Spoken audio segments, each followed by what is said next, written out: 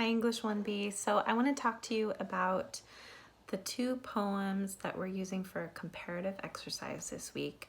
Jessie Pope's The Call and Wilfred Owen's Dulce et Decorum Est.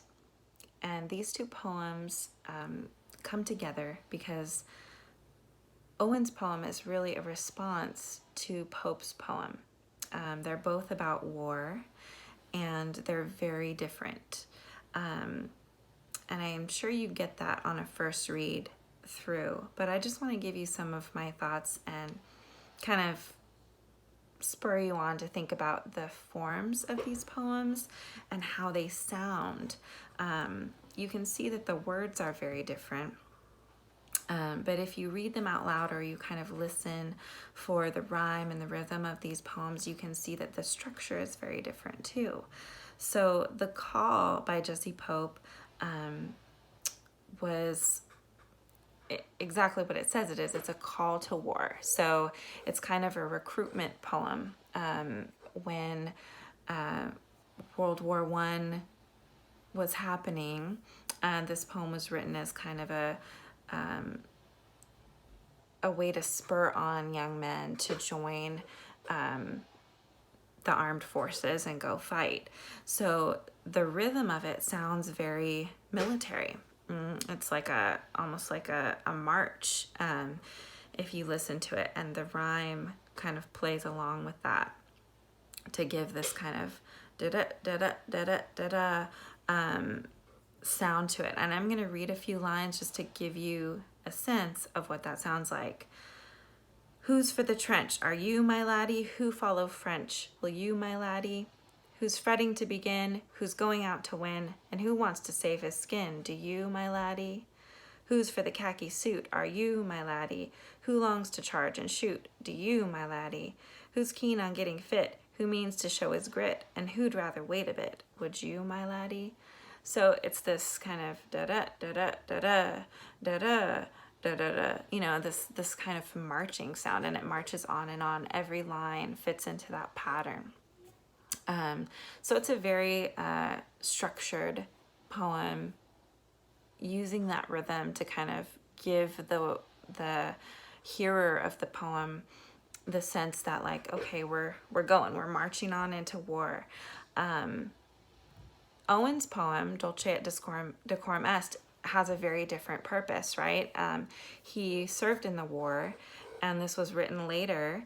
It was originally titled To Jessie Pope. So it was in direct response to his poem, The Call.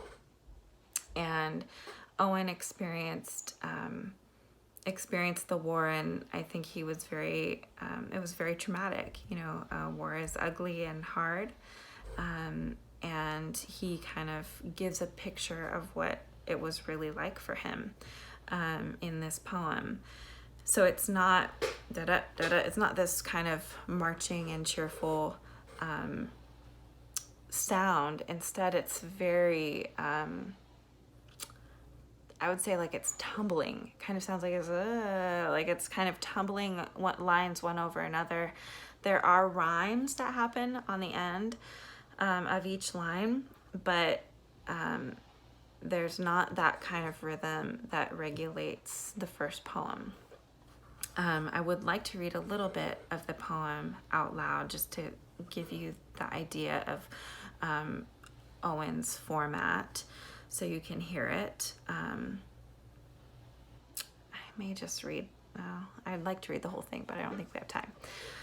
Bent double like old beggars under sacks, knock-kneed, coughing like hags, we cursed through sludge, till on the haunting flares we turned our backs, and toward our distant rest began to trudge.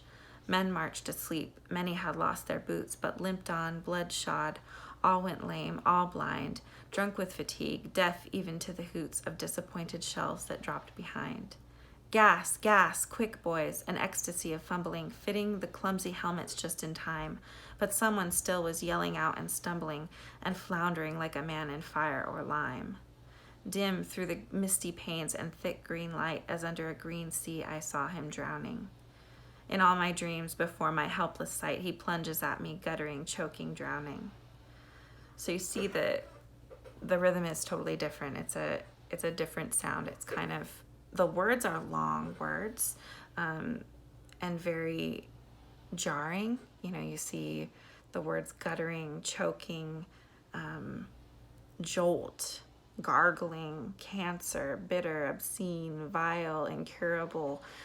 These words are intense words, and they're kind of hard to get your mouth around actually when you're reading them. Sludge, haunting, you know, it's not easy words.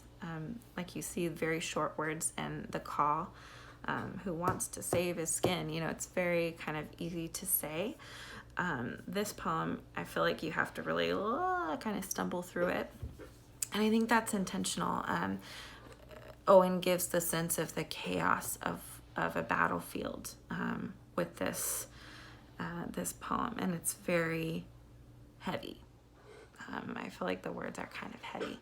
So you can see how the poet's choice of rhythm, rhyme, and the sounds of the words can really make an impact on how we receive a poem and the message behind it.